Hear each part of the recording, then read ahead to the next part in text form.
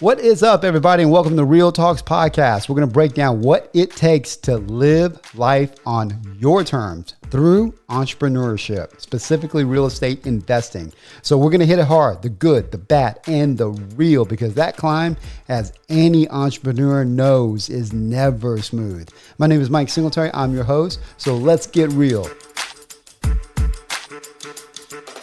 What is up, everybody? I am here with my good friend, Michael Pinter, and he is out of New York, been an investor for quite some time, one of the realest guys that you're ever going to meet. And so I'm super looking forward to this conversation with him. We've known each other for several years, Mike. We've obviously been in some of the same masterminds together.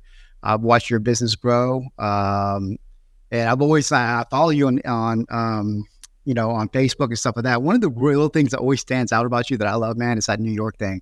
Like, you're straight up, in your face, raw and real. Yeah. I mean, I really don't edit my videos at all. People are constantly telling me you should edit them. You should, I'll drop my coffee while I'm talking. I'll almost get into a car accident while I'm in the car. But I really feel like I don't want to edit anything. I feel like that's just who I am. And if I spill my coffee on my pants, you're going to hear me curse and watch me clean it up. That's the way it is. I want you to be real here, man. So, I mean, I love that about you, man, because, I mean, there's a lot of times where you'll just stop recording, not even stop recording. You'll just stop what you're doing whatever else, or, stuff like that, where people will definitely over edit. But, authenticity is what sells, right? So do you get a lot of traction from those videos? I started coaching when COVID started. So I have been getting, I guess, coaching inquiries and some coaching students from it. I really started doing the videos years ago just to help, because there's a lot of people on the internet talking about real estate investing, right? There's millions. Right. I think you can spend the rest of your life, you can spend 10 lifetimes just watching the content out there. But there was nobody, and I think there's still nobody talking about how it works in New York. And I remember when I started, I was listening to these gurus and nothing seemed to work in New York. And I feel like there's nobody out there helping the people in New York who don't know how it's different, why it's different, and how it should work in New York. Dude, let's jump right into that, man. I mean, because I know we're in multiple states, and I know it's different in a lot of states. Like, we went to Chicago recently, and I'm like, man, I don't want to go. I don't want no piece of that. So I know New York has complexities to it.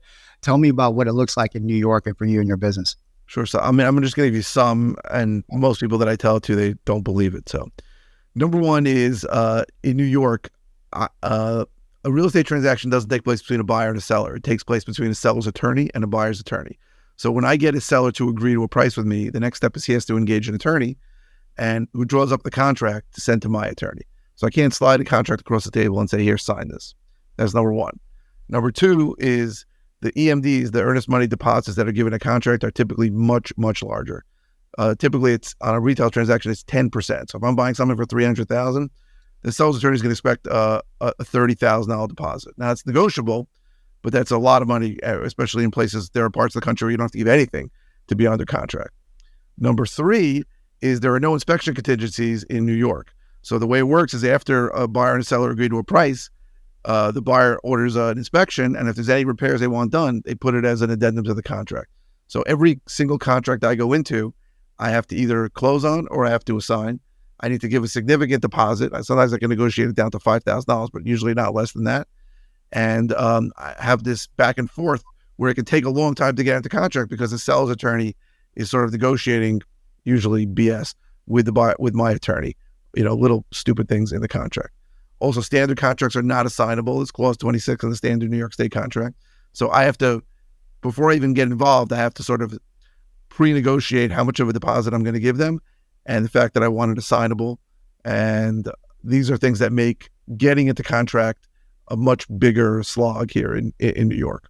Okay, so it's not assignable, and you have to create an addendum to make it assignable and have them agree to that. Is that what I'm hearing? Okay. Correct. So, and every time attorneys get into a situation, at least down here, it's always a cluster, right? I mean, they're going to kill the deal more times than not. But is it different up there because they're so used to it and they're willing to work with you? Yeah, I'd say maybe 1 out of 100 and 1 out of 150 deals will die because of the attorneys. The attorneys here only get paid when the deal closes. They want the deal to happen, but occasionally a seller will engage some 90-year-old attorney who will say, why are you selling it to this guy? He's just going to flip the property and that'll kill the deal. But it's very rare. Most of the time, it's standard practice in almost the entire state that an attorney on every single real estate transaction, both sides are going to be represented. How often do you have to go and educate them on what a wholesale transaction is? So I rarely educate the seller's attorney on it. Okay.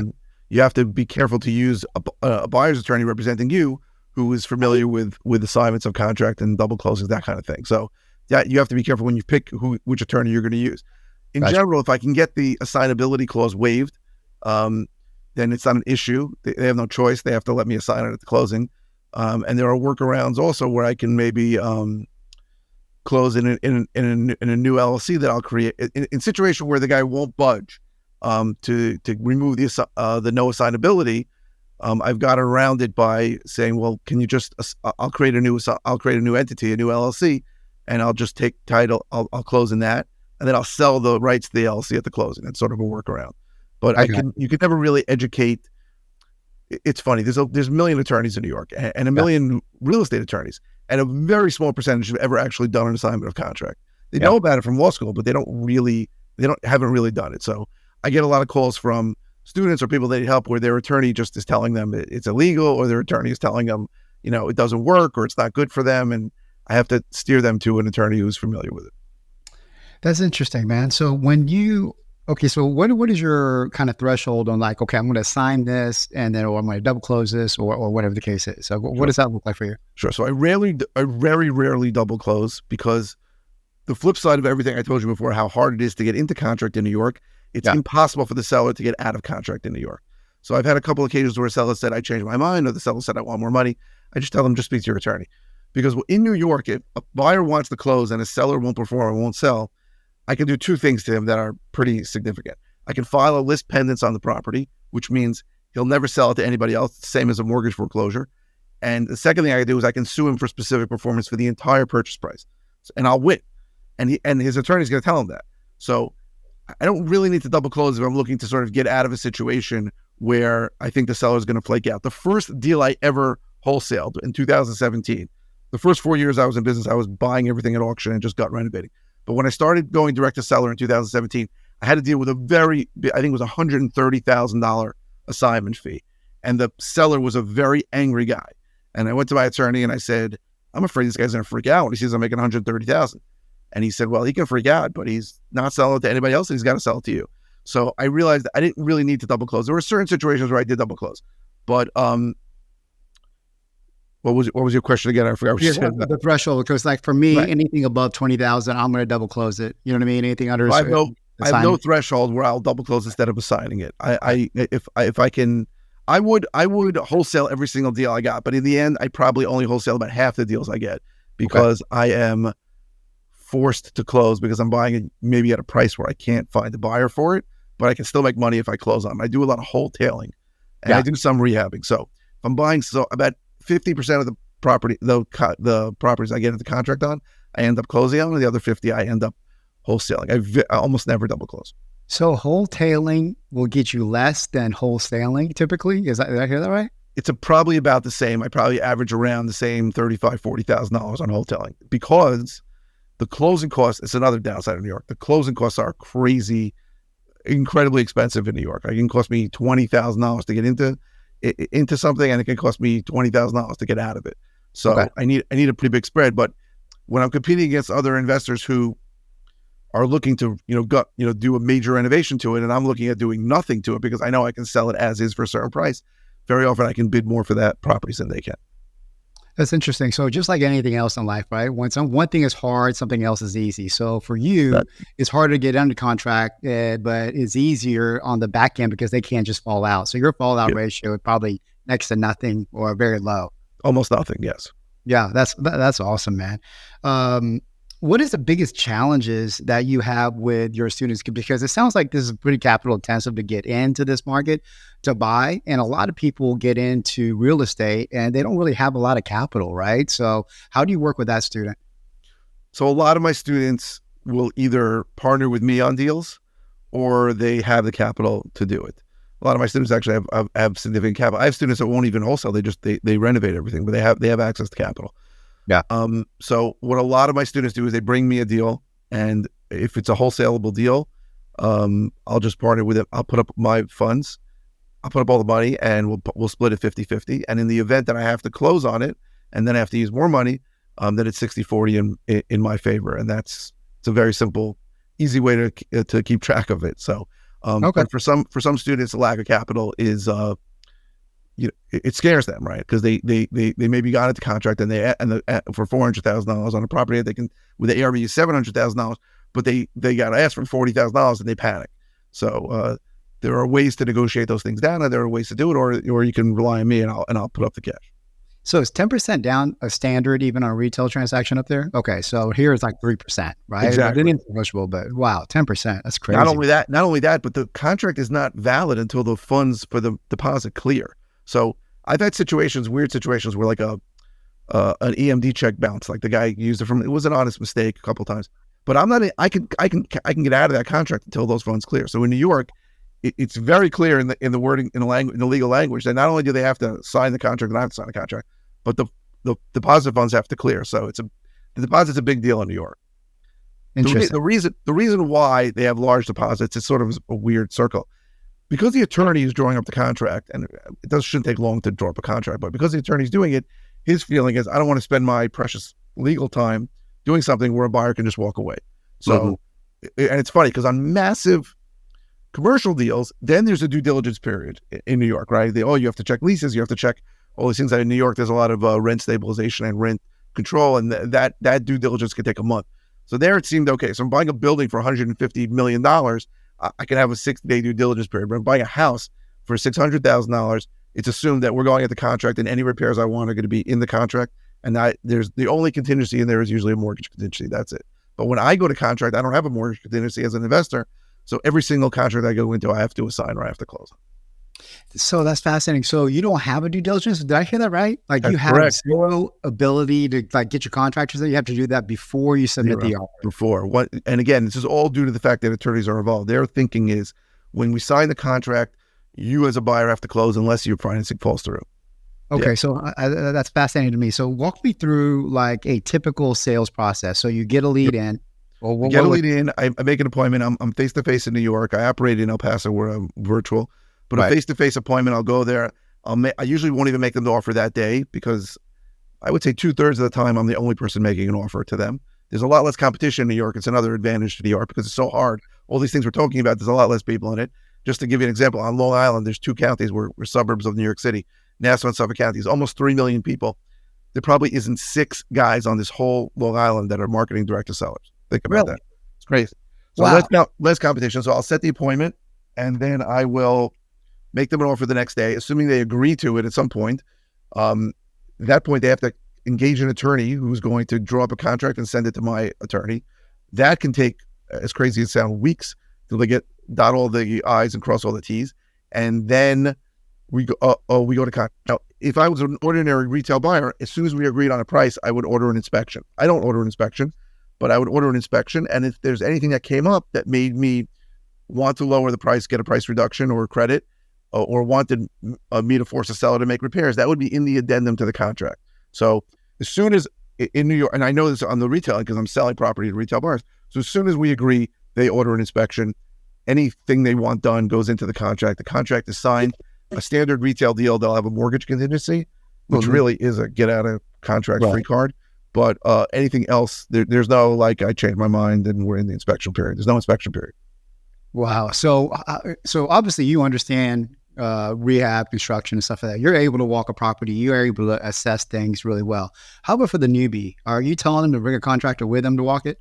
Yeah, because they're going to make some massive mistakes, man. Had a RIA meeting last night, and that was a big question of estimating repairs. And I wish there was some quick way for me to tell them. What I tell them is take as many pictures as you can and sort of assess what needs to be done. Don't come up with a dollar figure. Just tell them. You could tell me it needs a new kitchen, or it just needs kitchen cabinets, or it just needs kitchen counters. It needs one bathroom. It needs new flooring, and then I can tell you what I think this is going to cost. But I know that because I've done it so many times. Right. If they're not using me, it's a little harder. So some of these newbies will come with a clipboard and a repair estimate finder and work with a per square foot kind of thing. Yeah. I'm not a fan of that. I think Yeah. every rehab is different.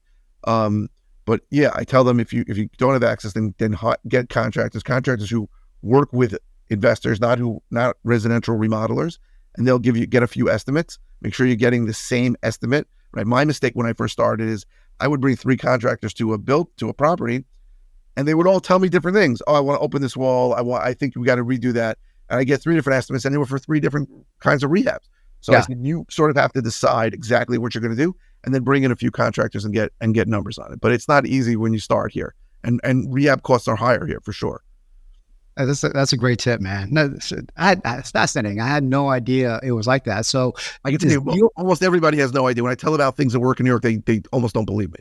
so is deal flow an issue or no? Or do you have as much as you need? I mean, No, because I don't have as much. I don't have as much as I need. It's hard.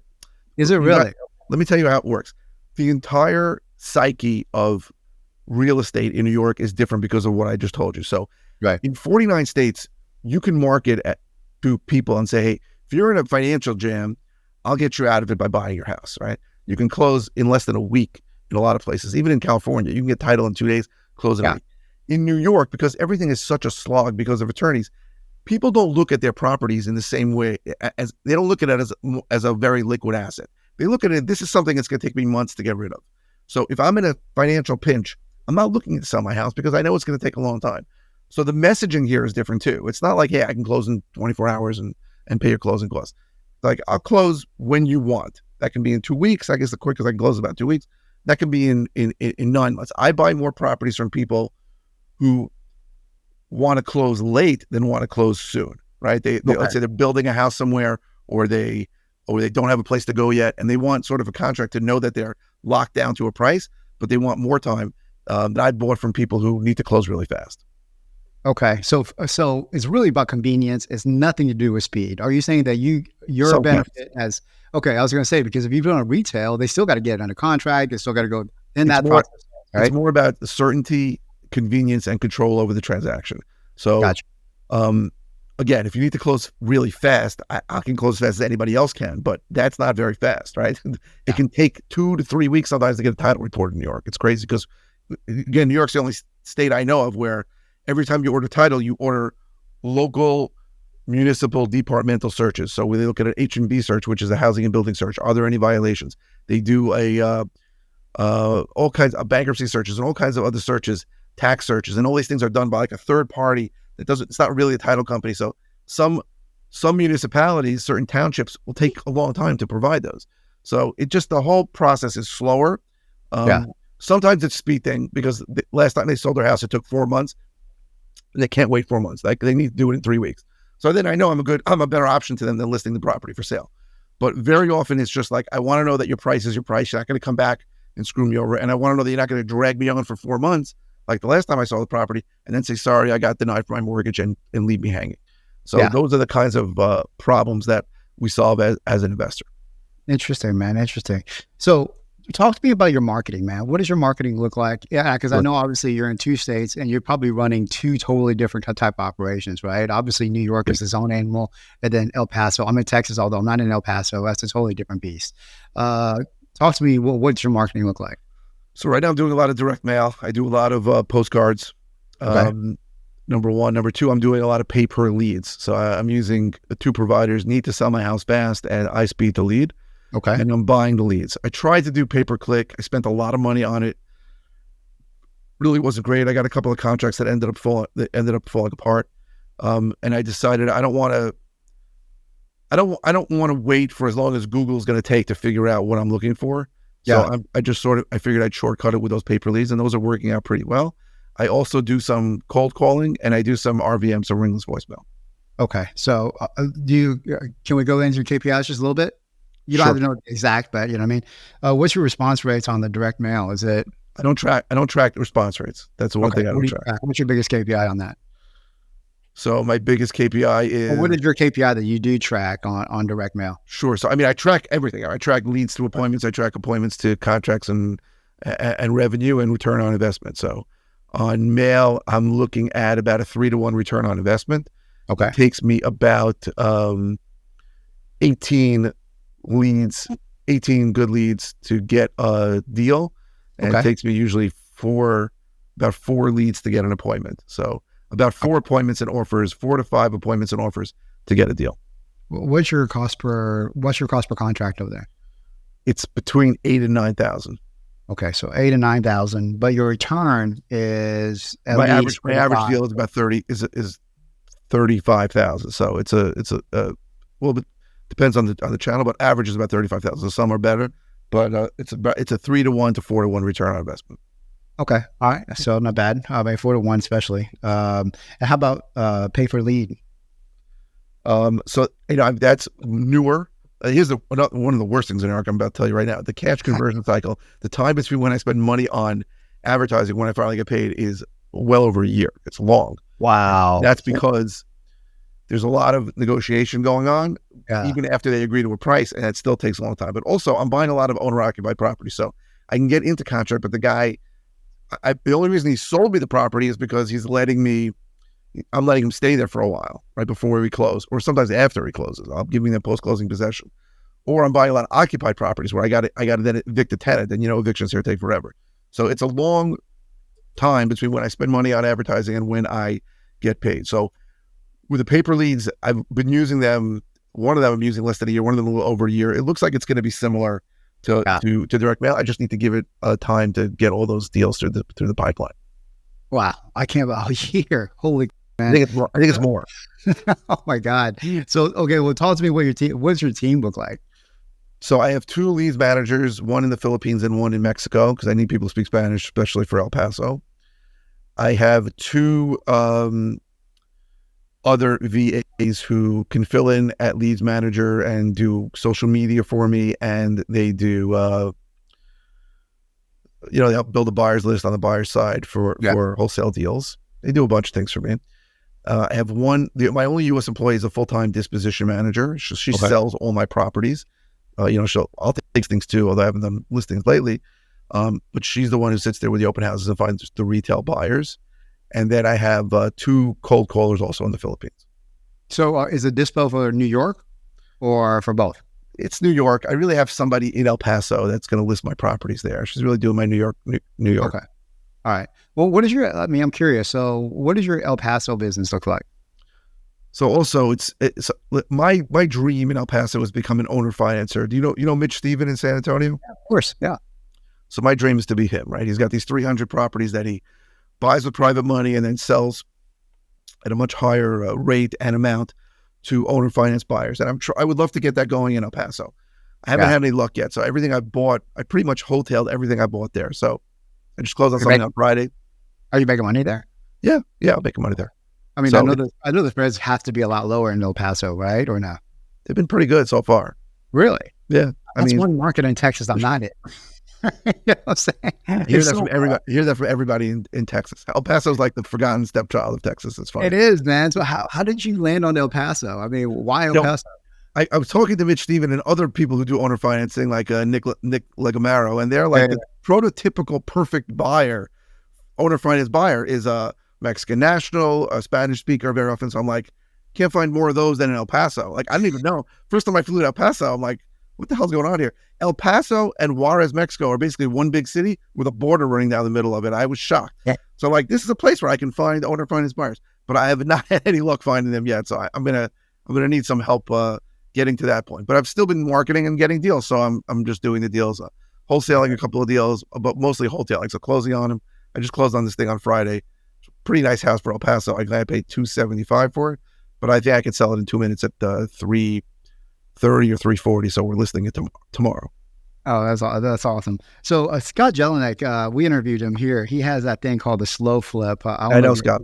Okay, yeah. So is that what you're trying to accomplish over there, or not really? Though I can't find properties that cheap, even in El Paso. So yeah, he's finding these properties for $7,000-$8,000. His process makes sense. Like I like 40, right? I mean, it's like in St. Louis or something like that. Yeah. So I like Scott, and his system definitely works, especially in his area, but in Virginia. But it's not what I'm doing. If I can find something that cheap, I'd love to buy it and pay it off in 5 years. I'd love it. That's awesome, man. So talk, hey, so one of the things that we like to talk about is like your hero's journey. Obviously, as well as anybody else that this is a hairy business and there's a lot of up and downs, right? So tell me about a couple of deals or something, situations you've been in that's kept you up at night. What was that? What did that look like? How'd you get out of it? That Sure. type of whole scenario. So I only had one deal that kept me up at night. I know the address. It's 227D Hubbard Avenue in Riverhead. And I screwed up on this because my rule is if I make an offer and the seller says yes, I'm offering too high. And at this time I was juggling a bunch of offers and the seller said yes. The problem with this property is that it's a modular property. So it's built in modules, which is fine. But it's in an area, but it looks like a mobile home and it's in an area that has a lot of mobile homes. Yeah. So I bought the property. I just didn't know, I never had bought a mobile home. And I sent a picture of it, like, can I make this nicer, to a guy who I know who does modular. And he comes back and he goes, I think that's a double wide trailer. And I had like a heart attack. And if I bought it for 225, and if it was a mobile home, it was worth like 100. But in the end, You already bought it before you sent it to the guy to look at it? yeah, I bought it because I just thought maybe I should make it nicer. And then in the end, I sold it for like 250 and I broke even. But that is the only property that kept me up at night. But I'll tell you the story of the group of properties where I made the most money, and that was a crazy roller coaster ride. So I had this older guy, his name was Leo Dilberti. He's since passed away. He had 7 houses he wanted to sell. And this guy did not give it, but he had all kinds of violations, and the local municipalities hated him, and he just wanted to get rid of it. And he wanted to sell. So he had 7 properties, 5 were in one city, 4 were like contiguous with each other, and they were on like a commercial block. So I didn't know what to do with it. He wanted around $1 million for all 7 of them, and I didn't see it making sense. But I went to like a commercial realtor because this was on a commercial block, and I said, I have all these properties. I can knock them all down, and I have a big space. And he goes, looks great. You can put a QSR, which I don't know what that was, a quick service restaurant there, and it's worth $2 million. Yeah. And I'm like, I'm already practicing my speech on Steve Trang's interview. I'm already talking about how I bought a property for $1 million and I wholesaled it for $1 million. Like, I'm already counting the money. And he goes, just one thing I have to check. And he calls back 2 days later. He goes, yeah, it's not going to work. So I'm like, okay, this is 0. I wasn't in contract yet. But then I was thinking, I was just racking my brain. How can I make money on this? And I said, maybe we can. He didn't really care what dollar amount we gave to each property. So 2 of the properties, I said, I'm going to just give a dollar amount of full price. And the other 5, I'm going to take really cheap. I'm going to take them for, I think $750. I think that was the number. And I then put it out to my list, and I found someone who bought it for $975. So it was a $225,000 deal. And I figured I'd just wait for those other 2 and see what happened. And we got the $225,000 on that deal with those 5 properties. And then I didn't know what I thought I might lose money on those. He called me back. He goes, is it okay if you don't take those? And I go, great. So that went from like me making $1 million to me making 0 to me making the most money I've ever made on one deal, which is over $200,000 on one deal. So that was up and down. I remember that roller coaster ride was crazy, but it ended up being a great deal. It didn't end up making $1 million. How long was that process? Months. So I guess the biggest lesson I got there is that you just never gave up on the deal, right? You didn't like somebody go, oh, this is not going to work. And you're like, it's not going to work. And you just stuck your head in there and just powered through it. And made a couple $100,000, man. That's awesome. Yeah, that was good. That was a great deal. Let me ask you this, man, because, obviously you're a coach. Do you have any kind of rule of thumbs that if you want to pass down on your students or even your younger, investor self, what are the kind of rule of thumbs that you would have? So the first thing is that this takes time, right? And you're going to go online and see gurus who tell you, in 2 weeks, you're going to have a check in your hand for $27,000. You got to think, certainly in New York, you got to think. Lucky. What? I say, I guess not in New York, but you might get lucky, but yeah, it's a long game. You got to think in terms of like a year, right? So a lot of people get started and then get frustrated. And I tell them, you're going to get frustrated because this is hard. You're going to get told to drop dead by a lot of people and not as polite as that. So you have to think in long terms. It's a numbers game. You have to stick with it. You have to be persistent and consistent, right? A lot of people make the same mistake. They go into a marketing campaign like, I'm going to go do direct mail. I'm going to drop $8,000 on a direct mail campaign. And then they don't get results and they're like, direct mail. But they don't understand that direct mail is also, just like all marketing, is momentum based. And if you're not going to mail the same list multiple times, you're not going to get results from them. So you need to think long-term, and you need to create a marketing plan that you can stay consistent with for a year. So if that means you're spending $800 a month, that's fine, but you need to spend it every month. Spending $800 a month over a year, it will probably produce better results than you spending $8,000 once. And that's just the way it is. So consistency and persistency is a big deal, and you need to have a thick skin, because a lot of sellers, especially in New York, are not going to be nice to you.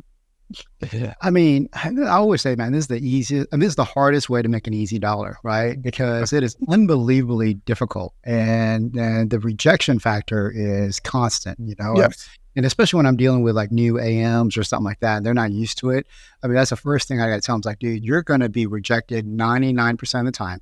And you can't get excited when that 1% actually comes up, right? Because they know it, they smell it, right off the bat. So, Exactly. but 100% on the consistency part, because we get this all the time, because we provide cold calling services to our clients, and the ones that I always know that aren't gonna make it, or they're not gonna be successful, where they're complaining in 2 weeks. Like, leads suck. I'm like, dude, all leads suck. I'm gonna tell you that right now, right? Especially within 2 weeks. I mean, everything is a pipeline play in this business. And I think you have to be able to let any campaign go for at least 6 months. Otherwise, you're wasting your money, you're burning cash. When I switched from buying at auction to marketing direct to seller, I had a lot of benefits. So I had been in the business rehabbing properties for 4 years. Yeah. I had all money coming in from all these rehabs that I was selling. I was spending $20,000 a month on marketing, and it took me, with all those advantages, 9 months to see a dollar. Yeah. So I tell that to people. I go, that's me. I go, you have to think in long-term plans.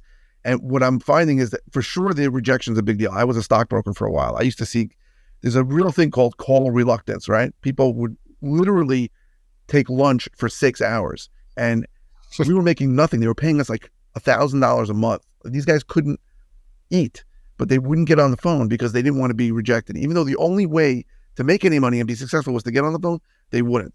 But with a lot of my students, what I find is they're more scared of what happens when a seller says yes than when a seller says no. They're terrified that they are going to be asked a question that they can't answer, or they're going to be put in a situation where, you know, this is their $100,000 deal and they're going to blow it because they're not experts. And I have to really talk them off a ledge very often, saying, do not feel bad. If you don't know the answer, say you don't know, and you'll get back to him. And these are the things that you should know so that you don't sound like an idiot. Yeah. And these are the next steps to take. So I was shocked, because for me, I always thought it was going to be fear of rejection.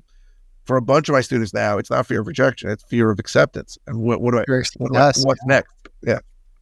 You know, that's a great, that's fantastic, because that's something that's not talked about much, right? And I think that's the benefit of having a coach and somebody calling and go and listen, because I've had that, especially whenever it's out of your buy box, right? Whenever it's like I'm dealing with a 7-figure home and I'm like, oh, how am I going to get rid of this house? Or what do I got to, you know what I mean? All this stuff. So the value that you probably bring to your students is huge when it comes to that. And so the lesson there is either get a mentor to help you, or somebody that's done it.